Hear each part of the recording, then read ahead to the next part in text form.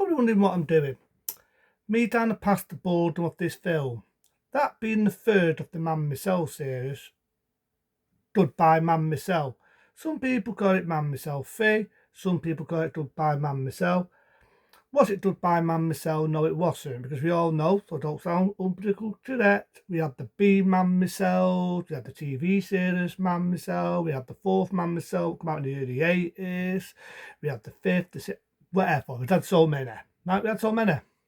But originally this was going to be the last one that Sylvia Tisto would say bye-bye in 1977. And you could say it was almost the end, but wouldn't say it was the end of her career because she did a lot of erotic films during the 70s, decided to try and go for things as well as erotic. Her career wasn't doing that well in the 80s, that's why she did that one, and the rest is fucking history. I thought her career got better before she sadly passed away. She did a lot of modelling, she directed a lot of modelling shows and made a big success without being an erotic star. But this almost was a bye-bye. It almost was. It was definitely not as big as the other two, that being done by Man Myself. And what do you think of it? A snooze fest. Is it as bad as the fifth one? Is it as bad as the sixth one? No. I do give it that. It's not as bad as one of the B-Man Myself, where it doesn't know whether it's a James Bond movie or a fucking Man Myself film. Is it as bad as Man Myself and the Last Cannibals, where it doesn't know it's a cannibal film or a fucking Man Myself film? I've got to do it's not as bad as them, but it's still a snooze fest. I'll get to the film. Now, you could remember the first and the second one had a taxi bit of music in it. This, forgettable. It goes like this. A man myself, a man myself, ooh, a man myself, ooh, ooh, ooh, ooh, a man myself. And I'm thinking, oh my goodness. We've gone to, it's come to you, my love for you. To a man myself, ooh, a man myself, ooh, ooh, a man myself, ooh. So you start off with this dude, she's on a bicycle, straight to see the old-fashioned two-way film. She goes into Man Myself's house. This time, I can't remember. No, it's not in Bangkok. I know it's not in Hong Kong, like the other two. And this one, it's in some tropical sunset. I admit the scenery is beautiful, like, which is like commonly known for the Man Myself films. I will give it that. But if I just look at tropical scenery from the late 70s, I just look at Origin posters. I do know that fucking our honourable Prime Minister, or ex-Prime Minister, Joni Blair, his wife and his kids went in the same fair station where they filmed this film, which I thought was more interesting. So you've got this dude comes in, he's just extra to see Man Myself strip off, so Silver Tister, so in a bus, ass, tits, does extra to see naked, very nice. Then the actor that played the husband in that one just make his appearance again in this one. They have a fee, so not a lot to get excited about. And this is the sets in the film. It's not a lot to get excited about, even in its uncut form. Unlike the second Man Myself film, where it was warm set and warm, you've had everything. In this, you watch it, you've forgotten it in a few minutes. That's the only problem with this. It tries to have a story, but I feel it fucking drags. You've got this old guy talking about a water system. Wow. And that's all it is. That is all it is. It's dabbing, talking, dabbing, some old foldy talking about a water system. This fucking mate of Man Myself, her husband's paying away, and I don't give a shit. But I lost interest. The scene here is the only decent thing. And I do admit, Sylvia Tisto, she's still doing a good performance. You can see her heart wasn't in it. You can see at this point she wanted to do other things. And you can see it in the film. You can see it in the fucking film. So, the dude, after having a feed, sometimes explain to her husband, they ran some toys or a fucking bird, I don't give a shit over.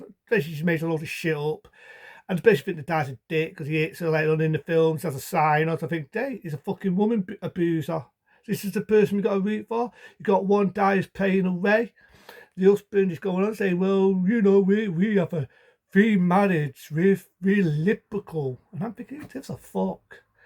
So you've got this one dude, I've got to admit, she's nice to look at. It's done juicy tits, boss, a lot, which is like typical.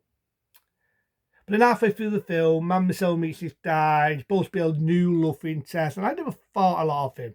To me, I thought he was wooden. This piece of wood had more personality. Yeah, okay, he's not bad looking, you know what I mean? But I just thought he was wooden. He was bored, he was wooden. I didn't see anything that Sumity, Man, myself, and him. I just thought he was wooden.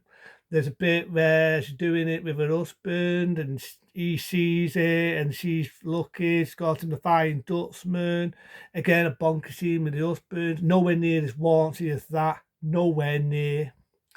She meets a woman. You've got the idea she's a lesbian. There's going to be a lesbian scene. Again, nowhere near as warranty as that. That's what I mean. The set scenes, it's just cutaways. There's a bit of bonking, cuts to another scene, talking.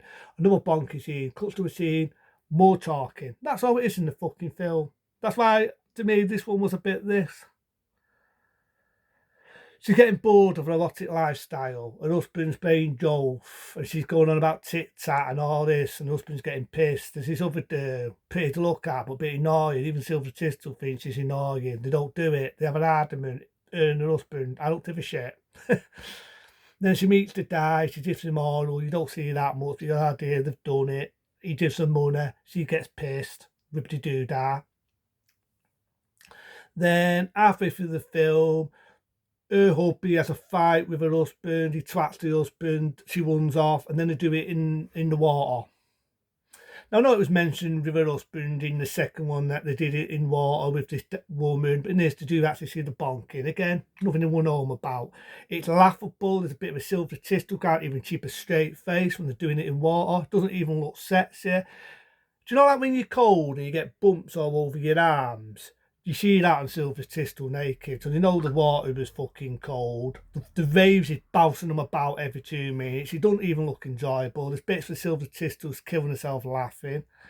So the bonking on water didn't really get me excited because I thought it looked laughable. Then they're going to leave the depot. The husband finds out. And I mean, he does do a cool trick in this because he dies to get rid of them and break them up. He puts a matchstick box on the phone, which is a very clever trick, I said. I thought of that in the old telephones.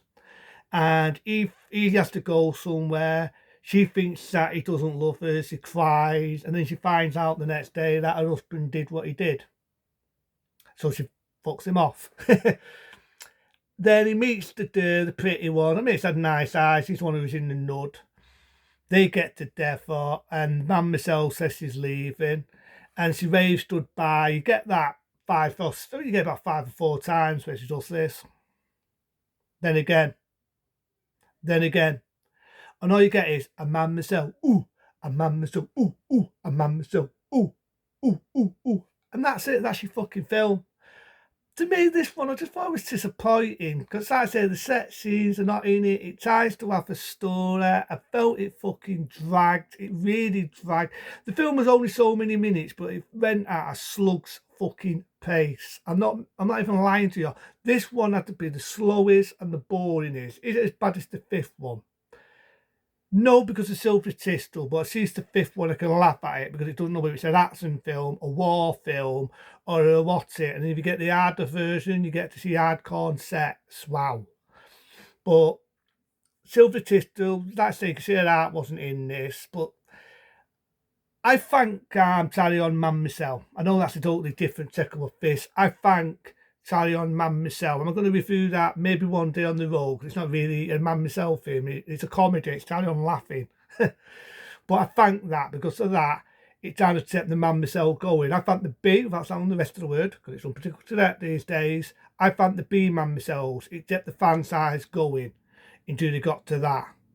Which I felt that was a step up because this one, it tried to have a story. It didn't go anywhere. I didn't give a shit about her hubby. I didn't give a shit about a boy toy. I thought it was fucking wooden. Compared to the first Man myself, where she's in fucking China. No, that's it all I. She's in Bangkok. I like that. Unlike the second one, she's in Hong Kong. This one, I just thought it was boring. So to me, I'll give it a 2 because of Silver Tistel. But to me, I go for an average on this one. I just think it was disappointing. Compared to 1, compared to 2, this one had to be the disappointing one. The only thing that kept it going is Silver Tistel. Again, her art's not in it, and the beautiful scenery. And I think the actor's playing her husband is still doing a good role.